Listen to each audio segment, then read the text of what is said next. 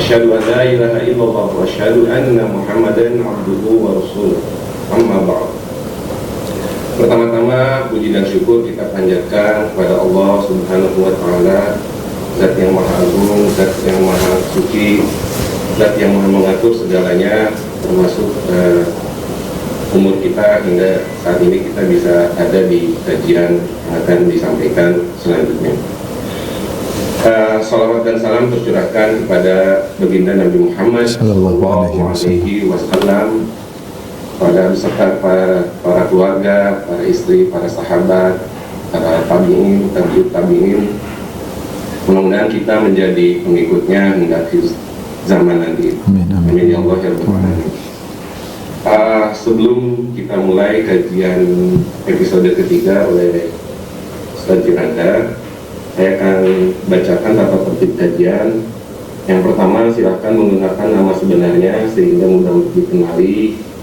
Kemudian mematikan fitur video dan mematikan mikrofon atau audio saat join atau saat kajian berlangsung. Kemudian mendengarkan kajian dan berusaha untuk mencatat apa yang disampaikan oleh Ustaz.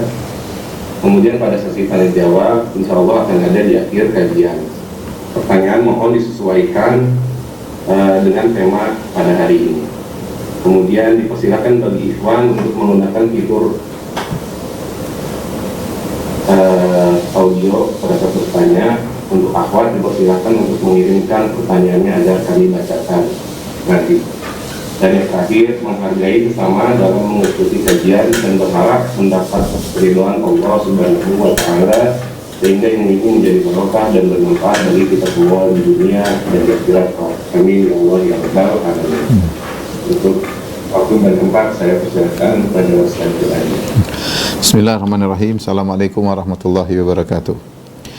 Alhamdulillahi ala ihsani wa syukru lahu ala taufiqihi wa amtinani wa asyhadu an la ilaha illallah wahdahu la syarika lahu ta'ziman li sya'nihi wa asyhadu anna Muhammadan abduhu wa rasuluh da'ila ridwani. Allahumma shalli alaihi wa ala alihi wa ashabihi wa ikhwani.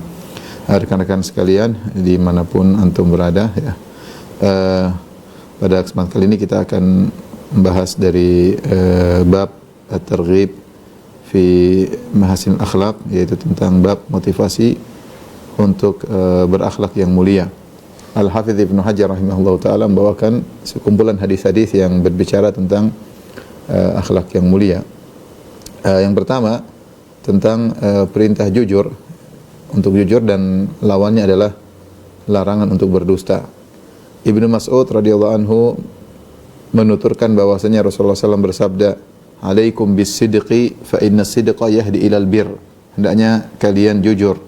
Sungguhnya jujur itu mengantarkan kepada kebajikan. Wa innal birra yahdi ilal jannah, dan sungguhnya kebajikan akan mengantarkan kepada surga.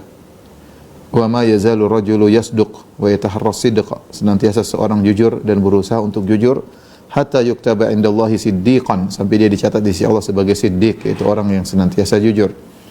Wa iyyakum wal kadhib, waspadalah kalian daripada dusta.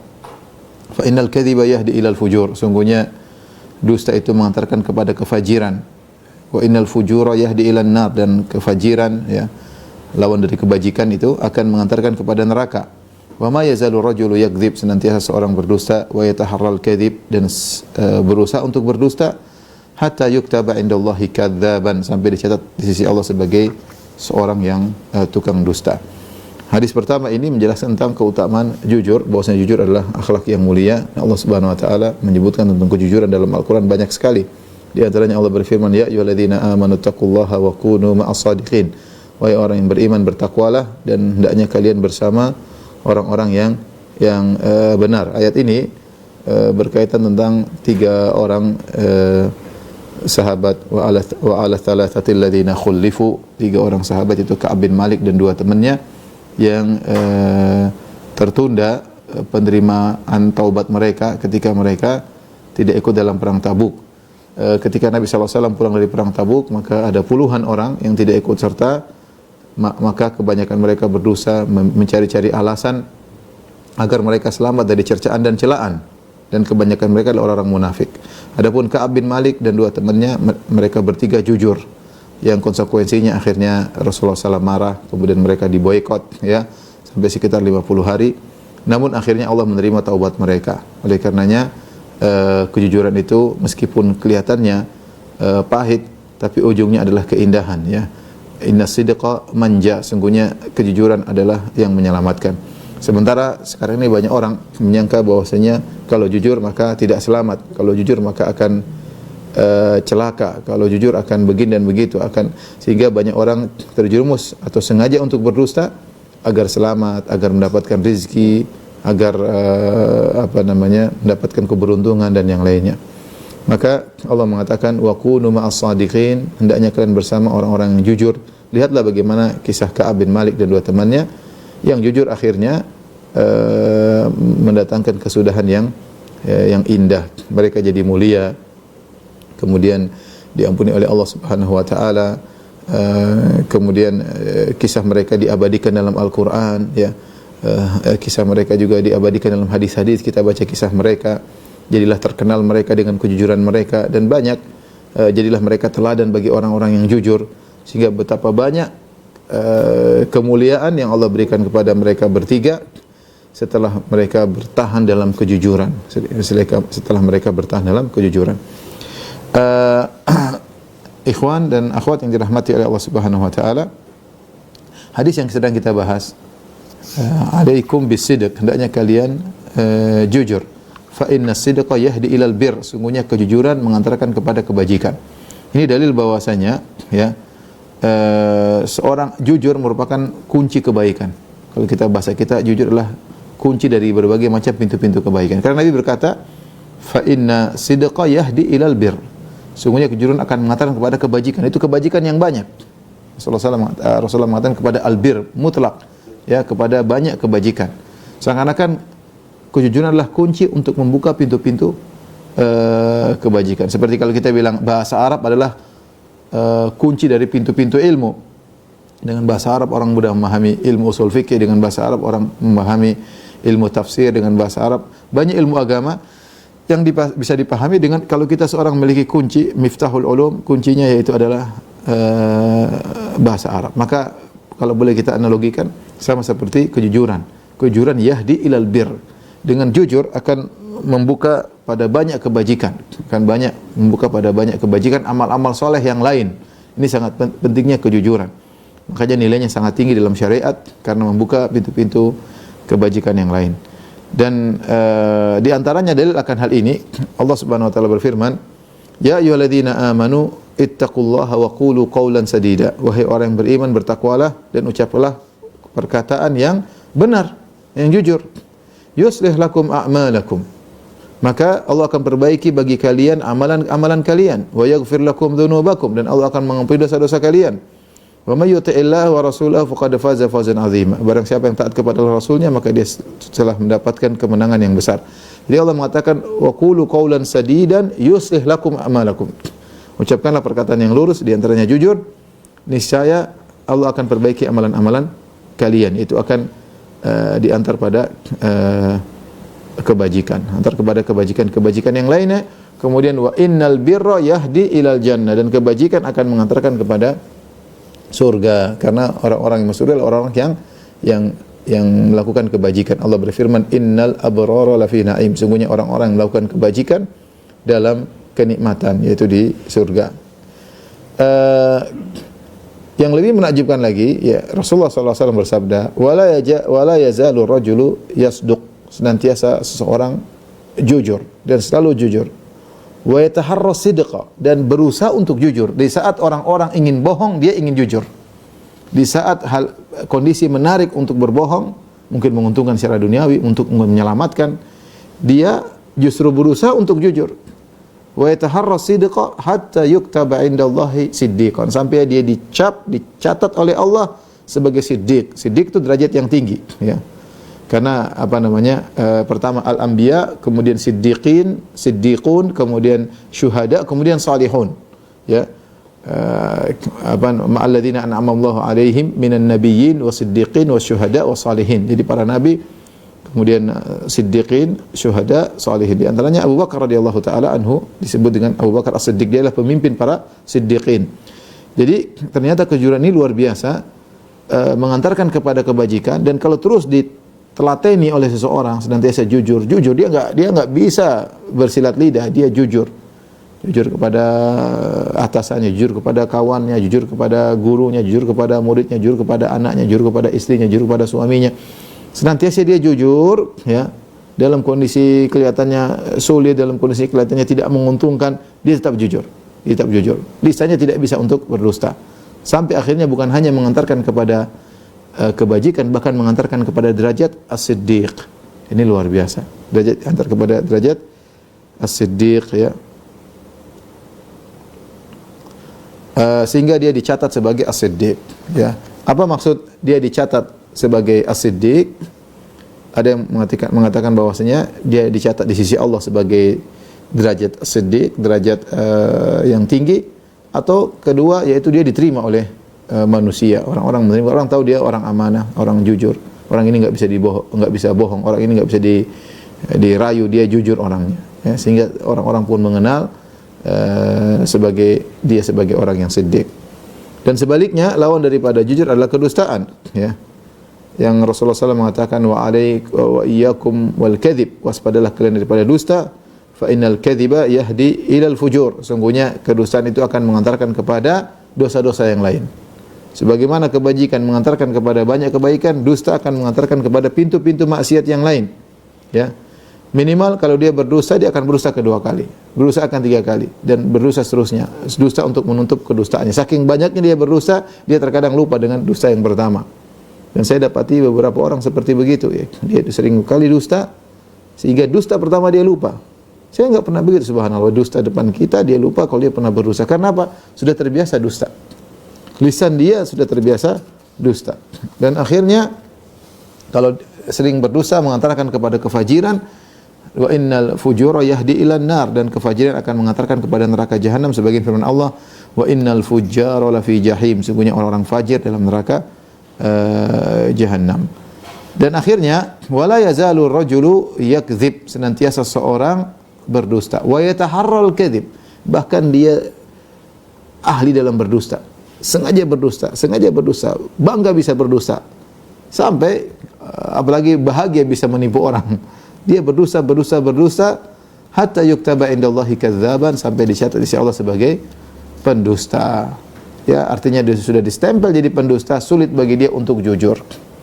Terkadang kita ketemu sebagian orang, kita bilang kok dia berdusta. Begini saja ngapain dusta? Begini saja ngapain berdusta? Tapi bagi dia biasa. Dia tidak merasa sesuatu yang besar, bagi dia biasa. Dusta biasa aja. Ya sudah menjadi keahlian dia. Sudah distempel oleh Allah, mau diapain?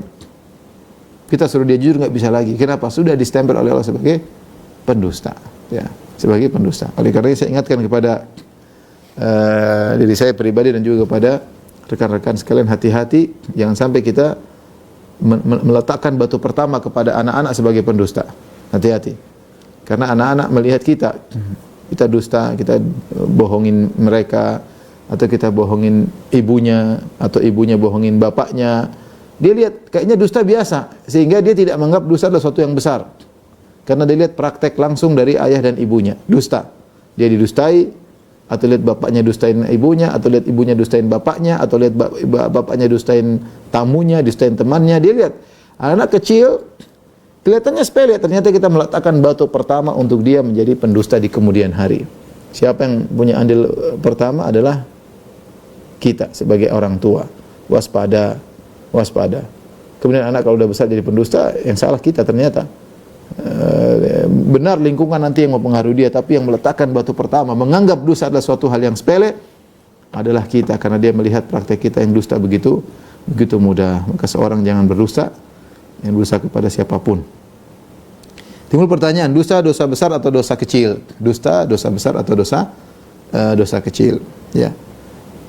Para ulama sepakat kalau dusta yang berkaitan dengan syahadah, persaksian palsu, yang itu bisa menjatuhkan hak orang lain atau bisa mengambil hak orang lain, maka ini merupakan dosa besar. Dusta yang berkaitan dengan persaksian palsu, sebagaimana dalam hadis kata Rasulullah SAW, ala unabbi'ukum bi akbaril kabair, maka aku kabarkan kepada kalian tentang dosa besar yang paling besar. Rasulullah ulangi 3 kali. Maukah aku kabarkan kepada kalian dosa-dosa terbesar di dosa-dosa besar?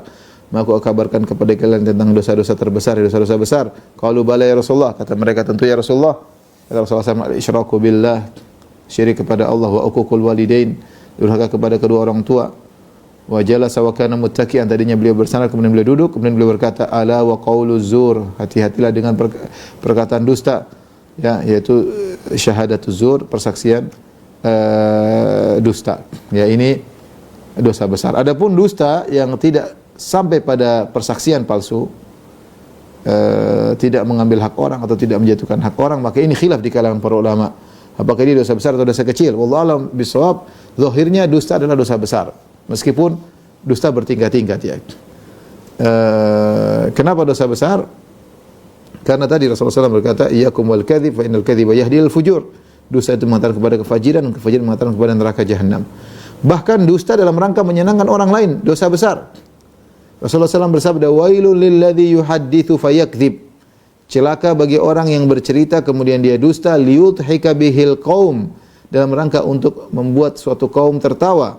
Wailun lahu, celaka baginya, celaka baginya. Lihat Rasulullah SAW mengucapkan celaka baginya 3 kali, padahal dia dusta niatnya untuk menyenangkan orang, buat orang tertawa, membahagiakan orang dengan dustanya. Wailun lilladzi yuhadditsu fayakdzib liyudhika bihil qauma, wailun lahu wa wailun lahu. Celaka bagi orang yang berbicara kemudian dia dusta untuk menjadikan suatu kaum tertawa, yaitu menyenangkan hati mereka, bikin lawakan tapi isinya bohong, ya. Celaka baginya, celaka baginya.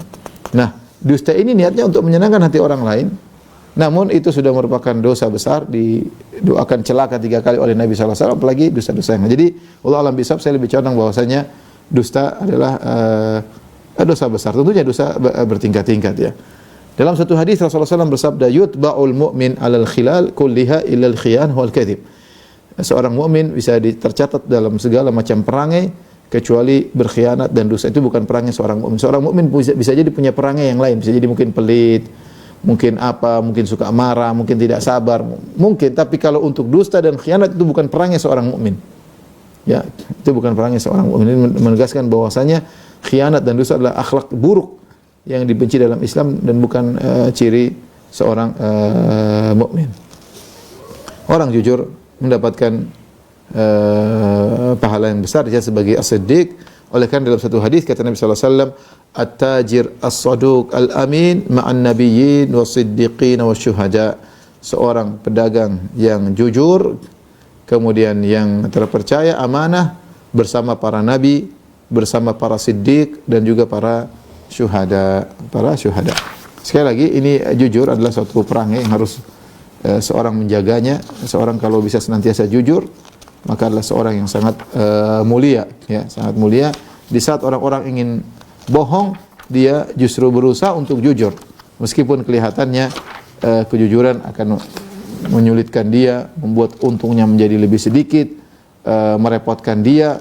Tapi percayalah, as-sidqu manja, bahwasanya kejujuran adalah keselamatan.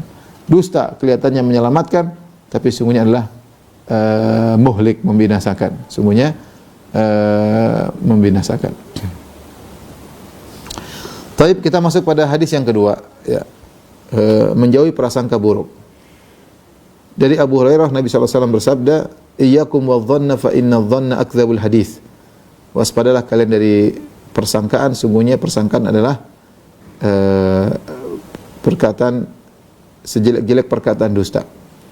Hadis ini menjadi perbincangan di kalangan para syurrah, para pensyarah Kitabul Jami', karena hadis ini dibawakan dalam bab at-targhib fi mahasin akhlak, ya, atau makarimil akhlak, tentang motivasi berakhlak mulia. Namun kenapa dibahas tentang larangan untuk berprasangka buruk? Ya, seakan-akan ada yang mengatakan mungkin Ibnu Hajar salah taruh hadis, namanya orang juga bisa salah, ya. Harusnya hadis ini diletakkan pada memperingatkan akhlak yang buruk. Kenapa diletakkan dalam motivasi akhlak yang baik, ya? Ada yang mengatakan bahwasanya maksud Ibnu Hajar adalah lawan daripada ini, ya, karena tidak ada hadis berkaitan dengan berhusnudzan, maka dia bawakan hadis ini agar kita sadari bahwasanya suudzon adalah perkara yang buruk, lawannya adalah husnudzon, berbaik sangka adalah akhlak yang baik. Ada yang mengatakan maksudnya beliau bawakan hadis ini sebagai kelanjutan dari peringatan akan dusta. Di antara dusta yang berbahaya adalah suudzon, berburuk sangka. Baik, kita bahas aja hadis ini. Kata Rasulullah SAW, iyyakum wadh-dhon, waspada kalian tentang berburuk sangka, fa inna dhanna akdzabul hadis. Karena persangkaan adalah kedustaan yang paling, pembicaraan yang paling dusta. Hadis ini mungkin sebagian orang merasa aneh. Kok bisa persangkaan dikatakan pembicaraan yang paling dusta? Bukankah dusta lebih parah daripada persangkaan? Jawabannya, Rasulullah meninjau dari satu sisi, wallahu a'lam bishawab, bahwasanya kenapa dikatakan perkataan yang paling dusta adalah persangkaan. Karena kalau orang berdusta, dia tahu dia berdusta, dia tahu dia salah. Tetapi kalau orang berprasangka buruk, padahal persangkaannya itu keliru, dia menyangka dia benar. Sehingga dia tidak sadar bahwasanya persangkaannya itu persangkaan dusta. Maka dikatakan dia akdzabul hadis, pembicaraan yang paling dusta, lebih dusta daripada dusta yang normal biasa. Kenapa? Karena orang yang normal dusta biasa, dia sadar dia sedang berdusta. Adapun orang sedang berprasangka, dia menyangka dia tidak berdusta, dia menyangka dia benar, padahal penilaian dia tersebut tidak dibangun di atas qarinah, tidak dibangun di atas indikator-indikator yang jelas. Hanya persangkaan-persangkaan, dan kita tahu syaitan mendikte. Syaitan mendikte, dan betapa sering kita sudah coba persangkaan kita keliru. Maka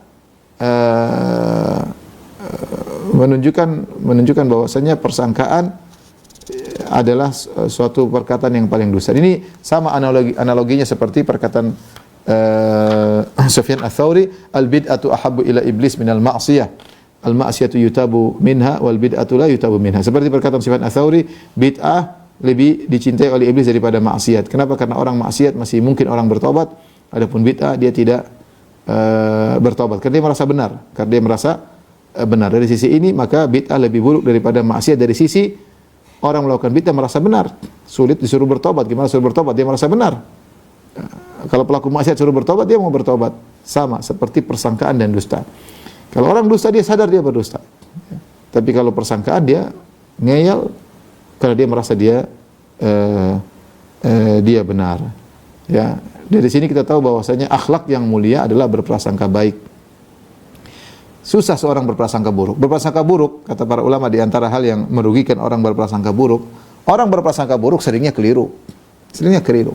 Membuat curiga, membuat hati menjadi buruk ya. Dan kalaupun benar dia tetap berdosa. Makanya kata para ulama, amal yang kalau kamu benar pun dosa, apalagi kamu salah, yaitu berprasangka buruk. Kita diperintahkan berprasangka baik. Sebaliknya prasangka baik, kalaupun kita salah kita dapat pahala. Kalaupun kita salah kita dapat pahala. Kenapa? Karena kita disuruh berprasangka baik. Ya. Inna ba'dadh-dhanni itsm. Ya. Sesungguhnya sebagian prasangka adalah dosa. Makanya prasangka yang tidak wajar, sering curiga, dan itu penyakit. Sebagian orang suka berprasangka buruk. Lihat orang sedikit yang dinilai negatif, selalu berprasangka buruk. Orang bikin sesuatu berprasangka buruk. Dan itu penyakit dan itu mendatangkan dosa. Meskipun persangkaannya benar. Mungkin dari persangka buruk dia 105 benar taruhlah. 5 benar. Apakah yang benar itu dia dapat dia dibolehkan? Enggak, 5 itu pun dia dosa. Seorang hanya boleh berprasangka buruk kalau benar-benar memang berhak untuk diprasangkai buruk. Dan benar-benar indikator benar-benar menunjukkan akan hal tersebut, ya. Ya. Indikator benar-benar menunjukkan, indikasi banyak menunjukkan akan hal tersebut, tapi hukum asal seorang berprasangka baik. Jadi saya ulangi, prasangka buruk itu kalaupun benar tetap salah, apalagi kalau salah. Prasangka baik kalaupun salah tetap dapat pahala, karena kita disuruh untuk berprasangka baik. Umar bin Khattab radhiyallahu anhu pernah berkata, "Wala tadhunanna bi kalimatin kharajat min akhika su'an wa anta tajidu lahu minal khairi mahmala." Ya, janganlah engkau berprasangka buruk kepada satu kata yang keluar dari saudaramu sementara kau masih bisa membawanya kepada penafsiran yang baik. Ya. Jangan langsung kita, terkadang saudara kita mengeluarkan satu kata-kata yang zahirnya buruk, tapi kita masih bisa tafsirkan kepada penafsiran yang baik, maka hendaknya kita menafsirkan dengan penafsiran yang baik. Mungkin maksudnya begini, mungkin maksudnya begitu, ya. Dan ini mengajarkan kita untuk senantiasa berprasangka baik. praktek menunjukkan bahwasanya persangka buruk sering keliru, persangkaan baik sering benar. Kenapa persangkaan buruk sering keliru? Karena memang persangkaan kita ternyata didikte oleh iblis, didikte oleh syaitan. Ya akhi, kita lihat seorang melakukan suatu, masih ada 100 kemungkinan, tapi iblis menggiring kita kepada satu kemungkinan yang buruk saja. Kita dipersangka pada kemungkinan yang buruk, sehingga 100 persangkaan yang lain atau 99 persangkaan yang lain yang itu bisa bermakna baik, kita abaikan. Kita abaikan. Ya, ini menunjukkan bahwasanya memang hati kita didikte oleh syaitan agar kita berprasangka buruk. Taib, kita lanjutkan ya. Hadis berikutnya, hadis yang ketiga. Dari Abu Sa'id Al-Khudri radhiyallahu anhu, Nabi sallallahu alaihi wasallam bersabda, "Iyyakum wal julusa 'ala turuqat." Waspadalah kalian dari nongkrong di pinggir jalan. Waspadalah kalian dari nongkrong di pinggir jalan. Faqalu ma lana buddun. Ya Rasulullah, kita harus nongkrong di pinggir jalan, ada keperluan. Innama hiya majalisuna, itulah obrolan kami, majelis-majelis kami, natahaddatsu fiha, kami ngobrol di situ ya Rasulullah. Pinggir jalan orang lewat. Ya, kita kadang ketemu teman-teman ngobrol.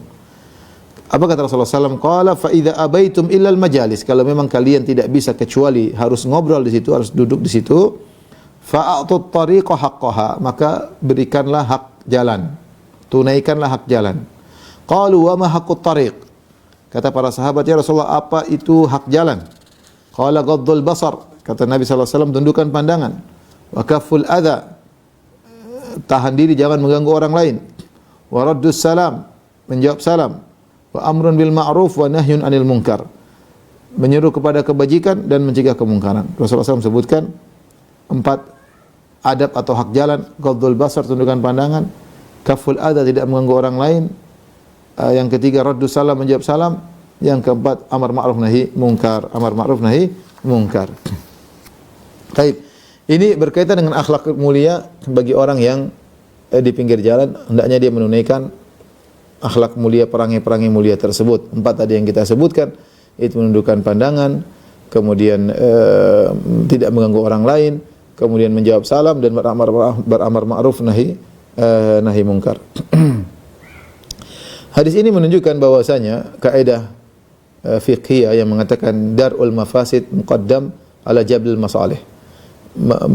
Menolak kemudaratan lebih didahulukan daripada mendatangkan kemaslahatan. Maksudnya apa di sini? Rasulullah melarang untuk nongkrong di jalan. Kenapa? Di sana ada kemudaratan yang akan timbul, ya. Tidak menjaga pandangan, ya. Ada orang melakukan maksiat tidak ditegur, ya. Ada mudarat-mudarat, ya. Tidak menyuruh kepada kebajikan. Artinya kalau orang duduk di jalan sulit untuk menunaikan hak jalan. Makanya mengatakan jangan duduk di jalan. Meskipun dengan duduk di jalan ada kemaslahatan, ngobrol, ketemu kawan, saling menggembirakan, ngobrol, memasukkan kebahagiaan kepada hati saudara. Nah, di sini Nabi mendahulukan menolak kemudaratan daripada mengambil kemaslahatan. Lebih baik tidak usah duduk di jalan meskipun ada maslahatnya. Dikhawatirkan akan terkena kemudaratan. Perhatikan ini nasihat Nabi SAW ketika seorang duduk di jalan, kalaupun harus nongkrong di jalan, maka harus menunaikan 4 hak jalan. Dan 4 hak jalan ini sangat sulit dikerjakan apalagi zaman sekarang. Siapa yang duduk di jalan bisa tundukkan pandangan, ya. Sementara wanita selewiran, ya, mondar-mandir dengan terbuka aurat mereka, ya. Siapa di antara kita yang duduk di pinggir jalan, kemudian kalau ada orang tidak pakai jilbab dia tegur, "Ukhti, silakan pakai jilbab." Ada orang kemudian melakukan kemungkaran, lagi merokok dia tegur, "Ya akhi, rokok haram," dan banyak hal dia tidak mampu untuk melakukannya. Ya. Apalagi zaman sekarang yang masing-masing punya urusan, ngapain urusan kenapa ente ngurusin gua, ya. Masing-masing sulit kita melaksanakan, sulit. Ya.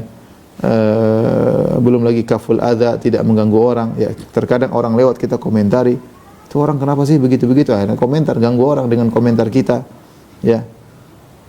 Ini Rasulullah SAW melarang untuk duduk di jalan padahal ada maslahat ngobrol, kan. Makanya sahabat tadi berkata, innama hiya majalisuna. Inilah majelis kita ya Rasulullah. Natahaddatsu fiha. Kita ngobrol. Makanya orang butuh sosial, butuh interaksi, ngobrol, dan itu memasukkan kebahagiaan. Ya sudah, kata Nabi, kalau memang harus ngobrol, tunaikan hak-hak jalan. Kita bilang ini zaman Nabi. Di zaman Nabi jalan zaman Nabi tentu tidak seperti jalan di zaman sekarang. Orang tidak mungkin lalu lalang seperti wanita-wanita di zaman sekarang. Maka subhanallah, seorang bertakwa kepada Allah Subhanahu wa taala di zaman sekarang ini, jauhi tempat-tempat yang bisa membuat dia akhirnya mengubah pandangannya, ya, kemudian melihat yang haram, tidak bisa menegur orang yang melakukan kemungkaran, ya, sebisa mungkin, ya, kecuali memang dia harus pergi ke mall misalnya, tempatnya makhluk halus di sana, banyak makhluk halus yang tidak pakai, yang terbuka auratnya, ya, sebisanya dia hindari tempat-tempat tersebut, ya.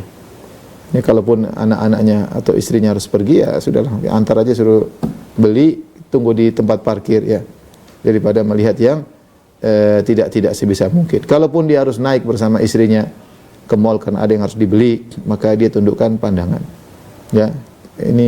Ini adalah hak jalan, karena orang lalu lalang di situ, ya. Demikian juga saya katakan seperti hak jalan sekarang adalah hak internet. Internet sama seperti kita di jalan, ya, lihat berbagai macam, ya, lihat berbagai macam internet, banyak lalu lalang di internet, ya. Maka seorang waspada, tunaikan, jaga pandangannya, jangan sampai melihat yang dilarang oleh Allah Subhanahu wa taala. Baik, yang berikutnya di antara akhlak yang mulia adalah semangat menuntut ilmu. Semangat menuntut ilmu. Dari Muawiyah radhiyallahu anhu, Nabi SAW bersabda, "Man yuridillahu bihi khairan yufaqihu fid din." Barang siapa yang Allah kehendaki baginya kebaikan, Allah akan buat dia faqih tentang agama. Allah akan buat dia faqih tentang agama. Hadis ini hadis riwayat Al-Imam Al-Bukhari dan juga Imam Muslim. Hadis ini adalah salah satu hadis yang agung menjelaskan tentang keutamaan menuntut ilmu agama. Di sini Rasulullah SAW menggunakan isim syarat, man, barang siapa, yuridillahu bi khairan, yang Allah kehendaki baginya kebaikan, yufaqihu fid din, jawab syaratnya, maka Allah akan buat dia paham tentang agama. Tanda seorang dicintai oleh Allah Subhanahu wa taala, Allah ingin kebaikan baginya, yaitu dia paham tentang agama. Maka bersyukurlah kepada rekan-rekan kalau memang ada kecintaan kepada ilmu agama, senang dengar ceramah, senang menghabiskan waktu untuk membaca buku-buku agama, merenungkan ayat-ayat Allah, merenungkan hadis-hadis Nabi sallallahu alaihi wasallam, itu berarti tanda Allah mencintai antum, ya. Makanya mafhum mukhalafah, kebalikan dari hadis ini, barang siapa yang Allah ingin keburukan baginya, Allah buat dia berpaling dari ilmu agama. Barang siapa yang Allah ingin keburukan baginya, Allah buat dia berpaling dari ilmu agama. Hal ini karena dengan menuntut ilmu akan terbuka cakrawala kebajikan. Banyak kebajikan yang kita tahu berkaitan dengan kehidupan kita di rumah, kehidupan kita di luar, interaksi kita dengan sesama manusia, ibadah-ibadah mana yang dicintai oleh Allah Subhanahu wa taala. Dengan ilmu, ya. Dengan ilmu Allah akan membukakan banyak kebaikan, ya. Demikian juga dengan ilmu kita mengetahui banyak keburukan untuk kita hindari. Semuanya dengan ilmu. Di sini kata Nabi SAW, man yuridillahu bihi khairan. Khairan datang dalam bentuk nakirah. Dan nakirah dalam konteks kalimat syarat menunjukkan keumuman, yaitu Allah menghendaki banyak kebaikan bagi seseorang. Jika Allah menghendaki kebaikan banyak bagi seseorang, maka Allah akan mudahkan dia paham tentang agama. Atau khairan sebagaimana perkataan Hafidz Ibnu Hajar, khairan datang dalam bentuk tankir, itu tanwin li ta'zim, dalam rangka untuk mengagungkan. Ini dalam banyak dalam Al-Qur'an juga Allah menyebutkan ayat-ayat dengan kalimat tankir dengan tanwin dalam rangka untuk pengagungan. Yaitu jika kalau kita artikan secara bahasa Indonesia, siapa yang Allah ingin kebaikan yang agung baginya, Allah akan buat dia paham tentang ilmu. Seakan-akan pintu kebaikan itu banyak. Kebaikan itu banyak, tapi di antara kebaikan yang agung adalah kebaikan memahami ilmu agama. Ya, kebaikan memahami ilmu agama, ya. Dan ini motivasi kita untuk semangat menuntut ilmu. Jadi ini menunjukkan bahwasanya menuntut ilmu adalah ibadah, ya. Menuntut ilmu adalah ibadah. Sebagaimana seorang ketika sholat dia merasa sedang beribadah kepada Allah, ketika dia baca Al-Qur'an dia merasa sedang beribadah kepada Allah Subhanahu wa taala, ya. Ketika dia berzikir dia sedang merasa beribadah kepada Allah, maka ketika dia menuntut ilmu, sungguhnya dia sedang juga beribadah kepada Allah Subhanahu wa taala. Bahkan Allah menamakan ilmu dengan zikir. Allah menamakan ilmu dengan zikir karena kita menuntut ilmu apa? Mengingat Allah. Kita bicara syariat Allah, kita bicara hukum-hukum Allah atau syariat Nabi sallallahu alaihi wasallam, hukum-hukum Nabi sallallahu alaihi wasallam. Jadi mengingat Allah dengan menuntut ilmu. Mengingat Allah dengan menuntut ilmu. Ya. Makanya Allah menamakan ilmu dengan zikir. Di antaranya seperti firman Allah Subhanahu wa taala, "Idza nudiya lis-salati min yaumil jumu'ati fas'au ila dzikrillahi wa dzarul bai'." Jika telah dikumandangkan azan kedua atau azan Jumat, fas'au ila dzikrillah, maka berusahalah menuju kepada zikrullah. Zikrullah di sini banyak menafsirkan maksudnya khutbah. Khutbah adalah zikrullah. Khutbah adalah ilmu yang disampaikan. Kata Nabi, kata Allah Subhanahu wa taala, bersegeralah menuju kepada zikrullah. Itu ilmu. Kemudian juga seperti firman Allah Subhanahu wa taala, fas'alu ahla dzikri in kuntum la ta'lamun. Bertanyalah kepada ahlu zikir, yaitu ahlul ilm, jika kalian tidak mengetahui. Bukan ahlu zikir yang maksudnya zikir yang ma'ruf. Kalau kita enggak tahu ya kita tanya kepada ahli ilmu. Di sini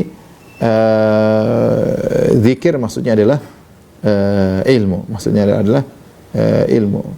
Sehingga seorang yang sedang menuntut ilmu, dia sedang beribadah. Layaknya dia sedang berzikir kepada Allah Subhanahu wa taala. Adapun keutamaan ilmu sangat banyak, tentu waktunya tidak cukup untuk kita bahas, butuh pengajian tersendiri. Dalam Al-Qur'an, dalam hadis-hadis Nabi banyak sekali penjelasan tentang agungnya ilmu. Jadi di antara perangai yang baik, akhlak yang baik menurut Ibnu Hajar adalah semangat menuntut ilmu. Ya, itu adalah akhlak yang baik. Tapi yang berikutnya hadis yang kelima tentang keutamaan berakhlak mulia. Ya. Dari Abu Darda radhiyallahu taala anhu bahwasanya Nabi sallallahu alaihi wasallam bersabda, "Ma min syai'in fil mizan athqalu min husnil khuluq."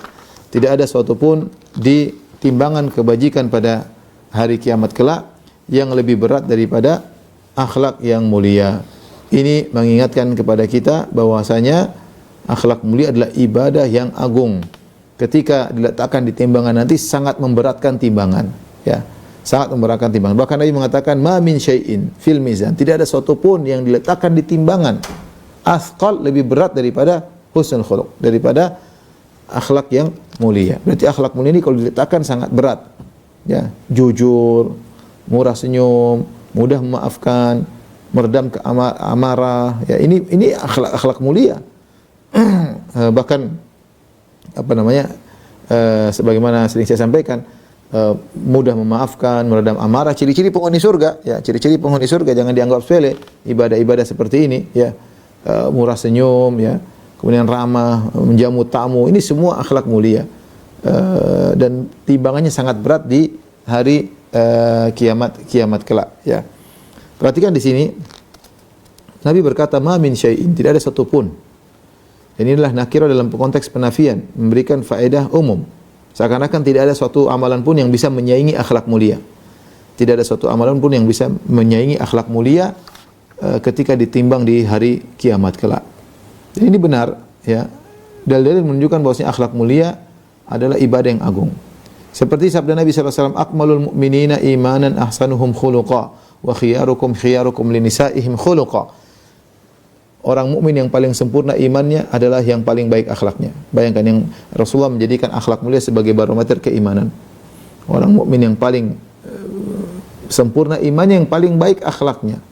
Dan sebaik-baik kalian di sisi Allah adalah yang paling terbaik bagi istrinya secara akhlak. Yang paling baik akhlaknya pada istrinya, itulah yang paling baik di sisi Allah Subhanahu wa taala, yang paling sempurna imannya. Subhanallah, bagaimana Nabi menjadikan barometer keimanan dengan akhlak, kemudian di antara yang paling menonjol barometer akhlak adalah barometer seorang terhadap istrinya. Makanya kepada para ikhwan, jangan menyepelekan hal ini. Kalau Anda ingin menjadi lelaki yang sempurna iman, maka jadilah lelaki yang terbaik bagi istri. Lelaki yang terbaik bagi istri. Sampai istri Anda bangga punya suami seperti Anda, ya. Cerita ke teman-temannya, suami saya Masya Allah. Jempol dua, kalau bisa jempol kaki juga sekalian, ya. Suami saya Masya Allah, ya. Kalau istri kita sudah bangga punya suami seperti kita, ya, artinya karena akhlak yang mulia, maka ini menunjukkan insya Allah Anda adalah orang yang terbaik di sisi Allah Subhanahu wa taala. Tapi kalau Anda akhlaknya buruk, Masya Allah sama kawan-kawan akhlak baik, murah senyum, mudah tertawa, suka traktir, mudah memaafkan, tapi sama istri enggak, sampai istri pun tersiksa, menderita, ya. Kalau ditanya sama orang katanya suami saya amit-amit, ya sudah ini tanda buruk bagi Anda, ya. Karena Nabi menggandengkan, saya ulangi hadisnya, akmalul mu'minina imanan ahsanuhum khuluqa. Orang yang paling sempurna imannya adalah yang paling akhlaknya baik. Wa khiyarukum linisaim khuluqa, dan sebaik-baik kalian adalah yang terbaik akhlaknya. Dalam hadis yang lain kata Nabi sallallahu alaihi wasallam, khairukum li ahlihi wa ana khairukum li ahli. Sebaik-baik kalian di sisi Allah adalah yang paling terbaik akhlaknya, dan aku adalah suami yang terbaik. Kemudian juga dalam hadis kata Nabi sallallahu alaihi wasallam, inna sahiba husnil khuluq la yablughu bihi darajata sahibis shaum was salat. Sungguhnya orang yang inna rajula, dalam hadis yang lain, inna rajula la yudriku bi husni khuluqihi darajata shawwamal qawwam. Sungguhnya seorang dengan akhlak yang mulia bisa mencapai derajat orang yang senantiasa puasa sunnah dan senantiasa sholat malam. Seandainya dia tidak sholat malam, seandainya dia tidak puasa sunnah, tapi dia punya akhlak mulia, orang nyaman sama dia, orang enak ngobrol sama dia, istrinya nyaman, anak-anaknya nyaman, pegawainya nyaman, bosnya nyaman, tetangganya nyaman sama dia. Ini tanda orang berakhlak mulia. Semua orang merindukan kedatangannya. Kalau dia tidak ada, kayaknya majelis tidak ramai kalau tanpa dia. Kalau dia tidak ada, dicari-cari, orang merasa kehilangan, ya. Ini contoh akhlak mulia, itu buktinya demikian. Setiap ketemu orang senyum, tidak pernah berbicara dengan perkataan yang menunjukkan merendahkan orang lain, tidak pernah berbicara dengan perkataan yang mengangkat dirinya, ya. Benar-benar akhlak mulia, ya. Ngomong enak, tidak merendahkan orang, semua orang merindukannya, semua orang kehilangan dia kalau dia tidak ada, ya. Kalau diundang sama dia orang semua senang, kalau dia datang membuat majelis menjadi bersinar, bercahaya, ya gara-gara dia. Orang seperti ini, ya, meskipun dia tidak sholat malam, meskipun dia tidak puasa sunnah, dia seakan-akan senantiasa sholat malam, dia seakan-akan puasa sunnah. Apalagi sudah akhlaknya seperti ini, ternyata dia suka puasa sunnah, ternyata dia suka sholat malam. Allahu Akbar, ya. Maka jangan kita pernah sepelekan akhlak mulia. Barometernya mudah saya katakan tadi. Makanya dikatakan apa itu akhlak mulia? Akhlak mulia adalah talaqatul wajah, kaful adha, wa badlun nada. Akhlak mulia itu mudah senyum, tidak mengganggu orang lain, mudah membantu. Itu kesimpulan akhlak mulia. Mudah tersenyum menunjukkan Anda tidak sombong, Anda tidak angkuh, Anda tawadhu, menghargai orang lain, ya. Kalau orang ngomong didengar, tidak dipotong-potong di tengah omongan, yang menghargai orang lain. Ya. Kaful adha, tidak ganggu orang, tidak dengan komentar, tidak dengan kata-kata yang menyakiti, yang menyelekit, nyinyir, enggak, ya. Apalagi dengan tangan, dengan fisik, enggak. Kaful adha, tidak mengganggu, orang merasa nyaman dengan dia. Yang ketiga, badlun nada, suka membantu. Apa yang dia bisa bantu dengan uang kalau bisa, bantu dengan tenaga kalau bisa, bantu dengan ide, bantu dengan kata-kata yang baik. Wal kalimatu thayyibatu shadaqah. Kata-kata yang baik adalah sedekah. Jika seorang memiliki seperti itu, maka dia adalah orang yang mulia, ya. Kita tahu di antara teman-teman kita ada yang akhlaknya menyenangkan, ya. Akhlaknya menyenangkan. Ada seorang yang saya kenal, ya, Masya Allah, kalau ketemu langsung dia pegang tangan, kemudian dia ngobrol, ngelihat dia aja kita nyaman. Ngelihat dia kita nyaman, kalau dia lagi ngobrol sama kita tidak ingin dia segera pergi. Ya, ada apa, ya, dan semua orang seperti itu sama dia, ya, menunjukkan ini orang akhlak mulia. Mungkin dia tidak rajin bersedekah, mungkin dia hidupnya pas-pasan, tapi orang nyaman kalau ada dia, ya, itu tanda bahwasanya dia berakhlak mulia. Sebaliknya, kalau orang akhlaknya buruk, maka orang tidak nyaman dengan dia, ya. Nah, kalau bisa dia tidak hadir, alhamdulillah. Kalau bisa di left dari grup, alhamdulillah. Karena kalau datang bikin masalah terus, ya, entah kalau ngomong sombong, ngangkat dirinya, atau ngomong merendahkan orang lain, cara ngomongnya kelihatan, ya. Makanya Nabi sallallahu alaihi wasallam mengatakan, inna min syarrin nasi manzilatan yaumal qiyamah man wada'ahun nas ittiqa'a fuhsyih. Dalam riwayat ittiqa'a syarrih. Orang yang paling buruk, di antara orang yang paling buruk pada hari kiamat kelak adalah orang yang ditinggalkan oleh masyarakat, ditinggalkan oleh manusia karena takut buruk lisannya, karena takut buruk keburukannya. Jadi sininya tadi orang tidak nyaman duduk sama dia. Kalau ada dia bikin masalah. Bisa jadi badannya kurus kerempeng, ya, suaranya kecil, tapi kalau ngomong nyelekit, seakan-akan kita sedang mau ditimpa gunung, ya. Padahal orangnya kurus, tapi kalau ngomong seperti hantaman batu besar ngantamin kita ya. Ada orang seperti itu. Orang tidak ada yang nyaman sama dia. Bukti dia berakhlak buruk di mana-mana dia berada bermasalah. Dia masuk komunitas sana bikin masalah. Masuk komunitas yang lain bikin masalah. Dan ini laki-laki mau menolong hati, ibu ada ibu yang seperti ini. Entah mulutnya ember, ya ngomong suka kesana kesini ngomongnya, bongkar rahasia orang, merendahkan orang lain, angkuh. Ini terkumpul pada dirinya yang membuat orang tidak nyaman sama dia. Ya, orang tidak nyaman sama dia. Orang ingin jauh dari dia. Ya, kalau sudah seperti ini akhlak sangat buruk. Ini barometer sederhana. Barometer sederhana. Namun ingat semua orang berakhlak mulia karena itu adalah ibadah, niatkan karena Allah Subhanahu wa taala, bukan karena mencari pujian, bukan karena mencari sanjungan, tapi berniat berakhlak mulia karena memang Allah perintahkan demikian. Ya, Allah menyuruh untuk berakhlak mulia. Dan akhlak mulia adalah perkara yang bisa diusahakan sebagaimana sabda Nabi sallallahu alaihi wasallam, ana zaimun bi baitin fi a'lal jannah liman hasana khuluquhu. Aku menjamin istana di bagian atas surga bagi orang yang memperindah akhlaknya. Berarti akhlak itu bisa diperbaiki ya. Kalau akhlak tidak bisa diperbaiki, maka buat apa Nabi menjelaskan tentang keutamaan akhlak yang mulia? Buat apa? Ketika Nabi menjelaskan keutamaan akhlak yang mulia, memotivasi, menunjukkan bahwasanya akhlak itu bisa diusahakan. Karenanya Nabi sallallahu alaihi wasallam bersabda, "Wa man yatasabbar yusabbirhullah." Barang siapa yang berusaha untuk bersabar, Allah akan buat dia bersabar. Kalau Anda susah senyum, latih diri untuk murah senyum. Setiap ketemu orang senyum. Karena ada orang gitu mukanya judes melulu ya. Ketemu orang judes, itu ada masalah di hatinya ya. Entah kesombongan, entah merendahkan orang lain. Maka ketika ketika Anda sedang mendapati diri Anda susah untuk senyum, maka latih diri Anda untuk murah senyum. Kalau Anda merasa diri Anda pelit, perhitungan, maka berusaha ya. Jangan perhitungan ya. Jangan perhitungan ya, kita berusaha untuk dermawan ya. Masing-masing mengecek kekurangan akhlaknya untuk diperbaiki. Terutama akhlak terhadap orang terdekatnya, akhlak terhadap istrinya, akhlak terhadap suaminya, akhlak terhadap orang tuanya, terhadap anak-anaknya. Ini sangat penting. Jangan sampai kita berakhlak mulia kepada orang jauh, sama orang dekat ternyata akhlak kita buruk. Taib, kita lanjutkan di antara akhlak mulia yang lain atau motivasi akhlak yang mulia. Hadis yang ke-6 tentang malu. Malu adalah sebagian daripada iman. Kata Nabi sallallahu alaihi wasallam, Ibnu Umar radhiyallahu anhu berkata, Rasulullah SAW bersabda, "Al-haya'u minal iman."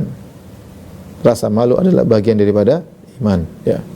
Dalam hadis yang lain dari Abu Hurairah radhiyallahu taala anhu, Rasulullah SAW bersabda, "Al-imanu bid'un wa sab'una syu'bah atau sittuna syu'bah." Iman itu 70 sekian cabang atau 60 sekian cabang. Fa afdaluha qaulu la ilaha illallah. Yang paling baik adalah perkataan la ilaha illallah. Wa adnaha imatatul adza anit thariq. Dan yang paling rendah adalah menghilangkan gangguan dari jalan. Wal haya'u syu'batun minal iman. Ya, dan rasa malu adalah bagian daripada keimanan, ya. Kenapa Rasulullah menyebutkan rasa malu secara khusus? Rasulullah mengatakan iman itu 70 sekian cabang. Paling tinggi la ilaha illallah, paling rendah menghilangkan gangguan dari jalan. Dan rasa malu adalah bagian daripada iman. Rasulullah menyebutkan rasa malu bagian dari iman secara khusus. Kenapa? Sebagaimana dikatakan dinukil oleh Ibnu Hajar, li'annal haya'a huwa sababul aqwa fi qiyamil 'abdi bi jami'i syu'abil iman. Karena rasa malu itu adalah sebab paling kuat yang menjadikan seorang hamba menjalankan cabang-cabang keimanan yang lain. Ya, seakan-akan rasa malu itu penggerak utama menjadikan seorang untuk menjalankan segala cabang-cabang keimanan. Karena seorang manusia, sederhananya begini, seorang manusia dia punya interaksi dengan dua, interaksi dengan Allah Subhanahu wa taala, interaksi dengan sama manusia. Kalau dia punya rasa malu kepada Allah, dia malu untuk bermaksiat, dia malu untuk meninggalkan ketaatan. Dia tahu Allah memberikan dia berbagai macam kenikmatan. Ya. Dia malu untuk malas-malasan, ya. Dia malu kepada Allah Subhanahu wa taala. Sehingga rasa malu yang ada pada hatinya membuat dia bertakwa kepada Allah Subhanahu wa taala. Semua cabang keimanan berkaitan dengan kepada Allah akan dia jalankan. Kenapa dia malu kepada Allah Subhanahu wa taala? Lihatlah bagaimana Yusuf alaihissalam ketika dirayu oleh Zulaikha, kemudian Yusuf alaihissalam berkata, "Innahu rabbi ahsana mathwaya." Di antara tafsiran, dua tafsiran dalam ayat ini, tapi di antara tafsiran yang bisa berkata, sungguhnya Tuhanku telah berbuat baik kepadaku. Bagaimana aku bermaksiat dengan berzina dengan engkau wahai Zulaikha? Sehingga di antara hal yang menjadikan seorang tidak bermaksiat adalah ingat tentang kebaikan-kebaikan Allah Subhanahu wa taala. Allah berikan kita kesehatan, Allah berikan kita kenikmatan, Allah berikan kita keluarga, Allah berikan kita rumah, Allah berikan kita kelapangan, kebahagiaan, Allah kenalkan kepada kita sunnah, Allah membuat kita beriman, ya. Ini semua adalah karunia Allah. Allah berikan kita mata, pendengaran, sehingga ketika kita ingin bermaksiat, kita malu kepada Allah Subhanahu wa taala. Malu, ya. Masa Allah sudah kasihkan kita berbagai macam kenikmatan terus kita membangkang perintahnya. Demikian juga malu adalah penggerak faktor utama membuat kita menunaikan hak-hak manusia yang ada di sekitar kita. Malu tetangga susah loh, malu. Kita kasih karena Allah tentunya, ya. Tapi kita malu sama dia juga, ya. Tapi karena Allah, para ulama mengatakan yang paling utama adalah karena Allah disertai malu, nggak ada masalah. Tapi maksudnya malu ini termasuk pendorong seorang untuk beramal saleh. Malu sama orang tua. Masa kasih orang tua cuma segitu? Masa istri saya belikan banyak-banyak, orang tua saya nggak kasih apa-apa? Malu. Saya dulu dalam perut orang tua saya, dalam perut ibu saya 9 bulan. Dulu begini. Malu sama orang tua, ya. Malu sama kakak, malu sama adik, banyak hal. Malu sama kawan ini dulu, masa kita nggak jenguk, masa kita nggak ini, masa kita nggak anu. Ini semua menjadikan, sebagaimana perkataan Ibnu Hajar tadi, dinukil oleh Ibnu Hajar, al-haya'u huwa sababul aqwa, rasa malu adalah sebab utama untuk menjadikan seorang menjalankan segala cabang-cabang keimanan yang lain. Ya, maka ini adalah iman yang baik. Suatu hari ada seorang Ansar menasihati saudaranya karena suka malu. Kata dia bilang, jangan suka malu, jangan suka pemalu. Maka Rasulullah SAW tegur. Jadi ini seorang menegur saudaranya karena saudaranya suka pemalu, maka ditegur, kamu jangan suka pemalu. Maka Nabi tegur, da'hu. Kata Nabi, biarin dia pemalu. Fa innal haya'a minal iman. Sungguhnya rasa malu bagian dari iman. Daripada iman, ya. Maka ajarkan rasa malu kepada anak-anak, ini penting, ya. Rasa malu kepada keluarga, malu, ya, terutama perempuan dan anak-anak juga malu, ya. Semuanya diajarkan sehingga orang punya adab. Kalau dia punya rasa malu, dia akan beradab kepada orang tua, beradab kepada kawannya. Jangan sampai hilang rasa malunya, ya. Jangan sampai hilang rasa malu. Kalau rasa malu sudah hilang, lihatlah sekarang, zaman sekarang orang rasa malu sudah hilang, sehingga dia bebas melakukan apa saja yang dia kehendaki. Tapi kita lanjutkan. Hadis berikutnya masih berkaitan dengan malu, ya. Dari Ibnu Mas'ud, Uqbah bin Amr al-Ansari, dari Abu Mas'ud Uqbah bin Amr al-Ansari al-Badri, dia berkata, inna mimma adrakan nas min kalamin nubuwatil ula idza lam tastahi fasna ma syi'ta. Sungguhnya perkataan yang diwarisi oleh orang-orang dari perkataan nabi-nabi terdahulu adalah, jika engkau tidak malu maka lakukanlah sesukamu. Idza lam tastahi fasna ma syi'ta. Kalau kau tidak malu, lakukan apa yang kau kehendaki. Ini di antara nasihat yang merupakan kesepakatan para nabi. Dari nabi-nabi terdahulu sampai nabi sekarang, sampai Nabi Muhammad SAW, semuanya sama-sama sepakat hendaknya malu. Kalau kau tidak punya malu, lakukan yang kau kehendaki. Kalau kau tidak punya malu, maka lakukan yang kau kehendaki. Apa maksud hadis ini? Jika kau tidak malu, lakukan yang kau kehendaki. Pendapat pertama mengatakan ini adalah ancaman, ya. Kalau kau tidak punya malu, bikin aja, terserah. Kalau kau tidak punya malu, lakukan yang kau kehendaki. Maksudnya ancaman. Artinya jangan kau lakukan. Seperti firman Allah Subhanahu wa taala, "I'malu ma syi'tum." Lakukan yang kau kehendaki, silakan masuk neraka, ya. "Fa'budu ma syi'tum." Seperti firman Allah, sembahlah yang kalian kehendaki. Ini ancaman. Ini maksud pertama. Artinya ancaman, yaitu jika kau tidak punya malu, silakan lakukan yang kau kehendaki. Ini tafsiran pertama untuk mengancam. Jangan melakukan hal yang memalukan, ya. Yang kedua, maknanya sesuai dengan zahir. Artinya kalau itu perbuatan tidak memalukan, silakan lakukan. Jika itu perbuatan tidak memalukan, silakan lakukan. Jadi diperiksa, ini memalukan enggak? Kalau enggak, silakan lakukan.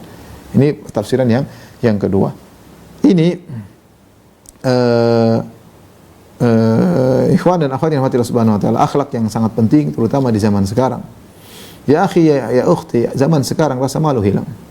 Dengan pengaruh banyak faktor membuat orang rasa malu hilang. Di antaranya dengan melihat hal-hal yang memalukan, tontonan di internet, ya, orang buka-bukaan, melihat orang-orang kafir, kafirat, para wanita kafir, buka-bukaan, ciuman di jalan, bahkan macam-macam. Sehingga ketika seorang terbiasa melihat maksiat tersebut jadi ringan dalam hatinya. Bahkan dia mencintai melihat hal tersebut, dia suka. Jadi perbuatan tersebut jadi ringan bagi dia, bahkan dia mungkin ingin melakukannya, ya. Sehingga ketika dia sering melihat tersebut, misalnya dia suka lihat orang telanjang, dia telanjang akhirnya dia nggak ada malu karena dia suka melihat hal tersebut. Bagi dia perkara yang biasa.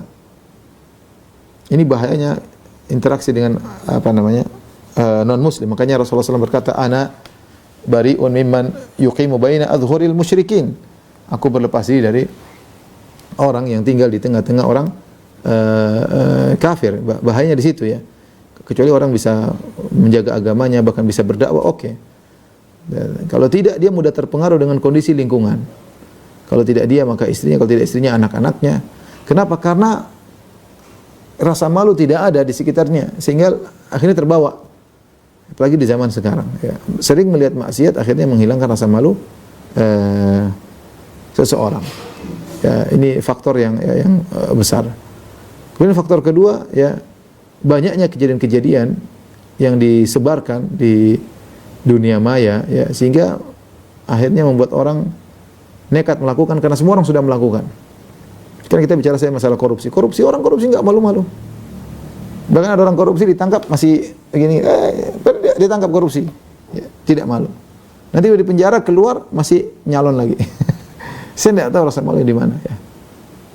Udah hilang, ya.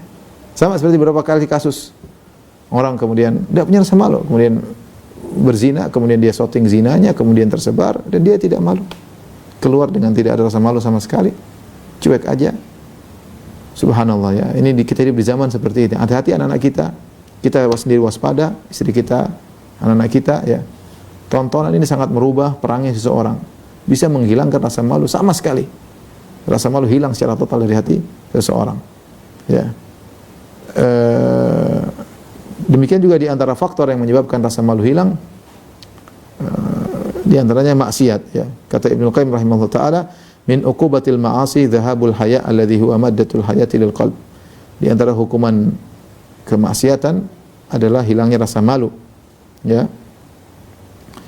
Yang akhirnya rasa malu yang merupakan sumber kehidupan bagi hati. Wa huwa aslu kulli khair, dan rasa malu adalah asal dari segala kebaikan. Wa dhahabu kulli khairin bi ajma'ihi, dan hilangnya rasa malu menghilangkan kebaikan secara keseluruhan. Maka ini adalah akhlak yang penting hendaknya kita tanamkan pada diri kita, pada istri kita, anak-anak kita, laki-laki maupun perempuan, bahwasanya rasa malu adalah akhlak yang baik. Dia adalah penggerak, ya, dari segala kebajikan. Wallahu a'lam bishawab. Ikhwan dan akhwat, sudah jam 3, ya. Sebentar lagi azan di sini, ya. Kemudian sebentar lagi buka puasa. Silakan kalau ada yang bertanya. Jazakallah khair Ustaz atas materi mengenai motivasi yang membuat kita berakhlak mulia. Ini pertanyaannya sangat banyak, Ustaz. Ya, enggak apa-apa. Untuk waktu, Ustaz, kita kayaknya asar di sini jam 3.12, masih 12 menit, enggak apa-apa. Sampai azan enggak apa-apa, saya masih bisa dapat masjid. 12 menit, Ustaz. Iya, 12 menit, ya. Silakan. Ya, insyaallah. Baik. Ini ada satu pertanyaan, Ustaz, dari Zoom. Ya. Sebentar, Ustaz.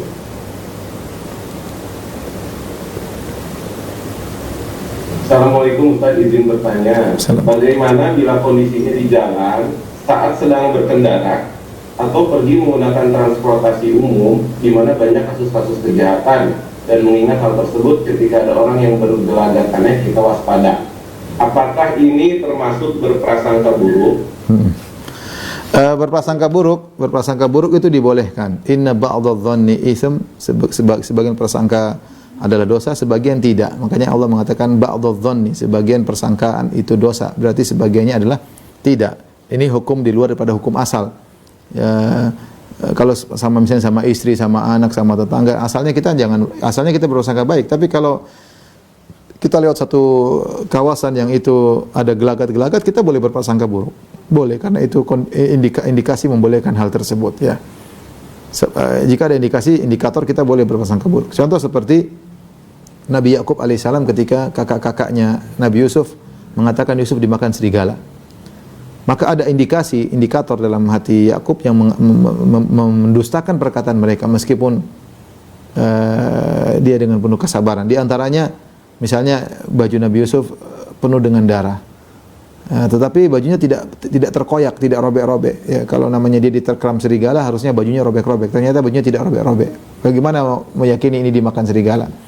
Kemudian di antaranya ada dia tahu bahwasanya kakaknya hasad kepada Yusuf sejak indikasi yang kuat menunjukkan terkumpul beberapa indikasi atau indikator menunjukkan ini tidak benar. Kakaknya memang sudah hasad kepada Yusuf. Kemudian indikator berikutnya adalah Yusuf alaihissalam bercerita kepada bapaknya bahwasanya dia melihat matahari, rembulan, 11 bintang sujud kepadanya dan itu belum terjadi. Sehingga Yakub mengetahui Yusuf belum mati karena tidak mungkin dia meninggal kecuali setelah terjadi hal tersebut.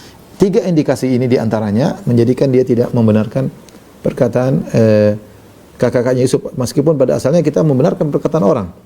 Sehingga dia curiga, dia tahu bahwasanya apa yang dikatakan mereka itu tidak benar. Maka demikian kalau kita berjalan suatu tempat dan sering terjadi copet di situ dan kita lihat perawakan orang tersebut, maka kita boleh suudzon ya dengan tetap waspada tanpa harus menuduh. Tapi kita boleh suudzon. Ini contoh suudzon yang diperbolehkan. Tapi ingat sama kaum muslimin hukum asalnya adalah husnudzon. Ingat secara praktek seringnya suudzon itu salah dan seringnya husnudzon itu benar. Wallahu a'lam bishawab. Ustaz atas jawabannya. Berikutnya pertanyaan dari Oman Ustaz. Ya, silakan. Saya persilahkan. Moderator. Assalamualaikum Ustaz. Pertanyaan dari Oman. Ya. Bismillah. Assalamualaikum warahmatullahi wabarakatuh. Apa Ustaz izin bertanya mengenai hadis tentang berdusta tadi Ustaz? Sekiranya berdusta itu dilakukan untuk menghindari mudarat yang lebih besar, apakah ini masih termasuk perbuatan jahat dan berdosa Ustaz? Assalamualaikum. Wallahu a'lam bishawab, saya tidak tahu ya. Seorang berusaha tidak berdosa ya.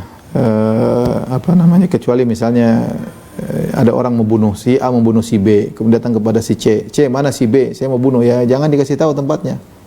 Tapi kalau bisa dia dengan kata-kata yang tidak dusta tapi hanya sekedar tauriah seperti saya tidak lihat. Kan benar. Saya lagi tidak lihat. Saya tidak lihat dia sekarang, enggak lihat dia. Ya. Padahal tadi sudah lihat misalnya. Kalau bisa demikian tidak jadi masalah ya. Seperti itu tidak jadi masalah. Jadi jangan saya terjatuh pada dusta yang tegas, tetapi tauriah itu boleh dalam kondisi darurat saja. Seperti ketika Nabi SAW berjalan bersama Abu Bakar, sementara mereka sedang dikejar-kejar, ada sayembara, siapa yang bisa nangkap Nabi atau Abu Bakar akan diberikan 100 ekor onta, hidup atau mati. Maka ketika orang-orang bertemu Abu Bakar bertanya, siapa depanmu? Kata Abu Bakar, hadza hadin ila tariq, ini penunjuk jalan. Orang yang mendengar menyangka di depan Abu Bakar adalah penunjuk jalan. Ternyata maksudnya Abu Bakar ini penunjuk jalan menuju surga. Karena Nabi tidak tahu jalan, bahkan mereka berdua menyewa penunjuk jalan. Abdullah bin Uraiqid. Ini contoh bahwasanya tauriah diperbolehkan dalam kondisi-kondisi darurat. Asalnya al-mu'min la yakdzib. Ya, asalnya seorang mukmin tidak dusta. Jangan sampai kebiasaannya tauriah. Kita tauriah hanya boleh ketika darurat. Selama tidak darurat kita tetap jujur, meskipun mungkin mengurangi keuntungan, meskipun seakan-akan ada mudarat. Ya, tidak semua mudarat kemudian kita dusta. Enggak. Kalau mudarat kita bisa bertahan sabar, ya itulah konsekuensi dari jujur. Tapi di balik itu pasti ada kemaslahatan. Paling tidak kita dicatat sebagai siddiq di sisi Allah Subhanahu wa taala. Bukan karena ini minus sedikit, ada mudarat sedikit kemudian kita bohong, enggak. Jujur aja. Ya, meskipun ternyata mudarat kita harus dipecat misalnya, harus ini, jujur aja, nggak ada masalah, jujur ya. Wallahu a'lam bishawab. Jazakallahu Ustaz atas jawabannya. Selanjutnya pertanyaan dari Dunia Mira.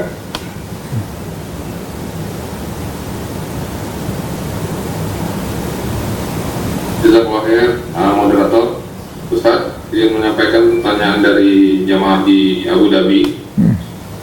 Assalamualaikum Pak Ustaz, izin bertanya, bagaimana jika dijauhi keluarga karena sering ingkar mungkar? Adab-adab ingkar mungkar sudah saya jalani seperti dilakukan berdua saja, disampaikan dengan baik, disampaikan juga dengan dalil, kemudian sering memberikan hadiah. Mohon nasihatnya Ustaz. Jazakallahu khair.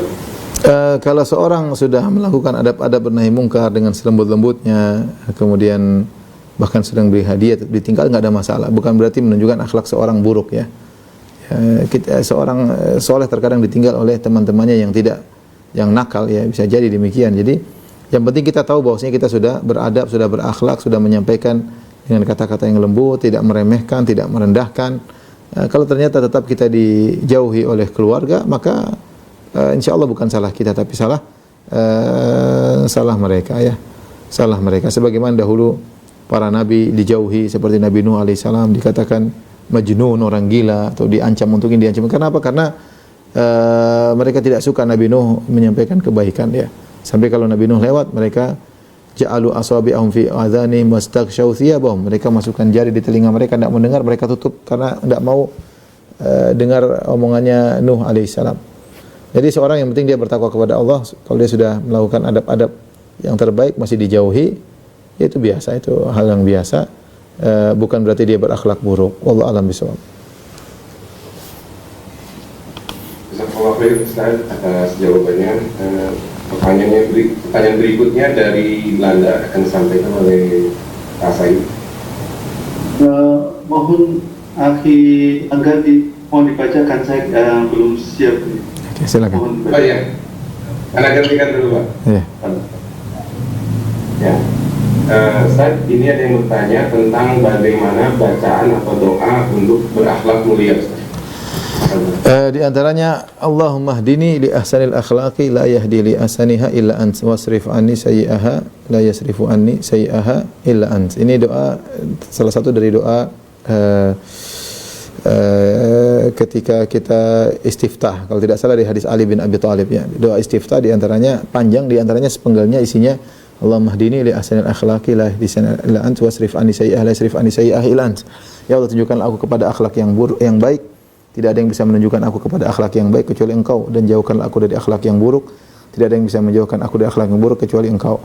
Kemudian juga hadis umum, Allahumma ahsanta khalqi fahassin khuluqi. Sebagian orang menyangka ini hadis doa dibaca ketika bercermin, padahal tidak, ini umum. Allahumma ahsanta khalqi, kita bertawassul dengan Allah telah menciptakan kita sebagaimana Engkau telah mengindahkan penciptaanmu kepada fisikku. Fahassin khuluqi, maka indahkanlah akhlakku ya. Demikian juga Allahumma inni a'udzubika min munkaratil akhlaq. Ya Allah, aku berlindung dari akhlak yang buruk. Munkaratil akhlaq, berlindung dari akhlak yang buruk. Ini di antara doa-doa yang mungkin bisa diucapkan agar kita terhindarkan dari akhlak yang buruk. Kemudian juga di antara doa waslul sakhimata qalbi. Waslul sakhimata qalbi, ya Allah jauhkanlah, cabutlah penyakit-penyakit hati dari hatiku. Ini di antara doa-doa yang mungkin bisa dibacakan. Wallahu a'lam bishawab. Jazakallahu khair Ustaz atas jawabannya. Mungkin pertanyaan terakhir ya Ustaz. Ya. Ya, dari Angola. Anda persilakan Pak Aslam. Assalamualaikum. Assalamualaikum warahmatullahi wabarakatuh. Pertanyaan terkait kejujuran. Jadi begitu pentingnya kejujuran, kemudian perlunya dididik sejak dari kecil, Ustaz. Mungkin ada contoh dari Rasulullah SAW bagaimana mendidik anak-anak supaya sejak kecil bersikap jujur, Ustaz. Kalau contoh, wallahu a'lam bishawab ya. Saya mungkin lagi tidak hadir di benak saya ya.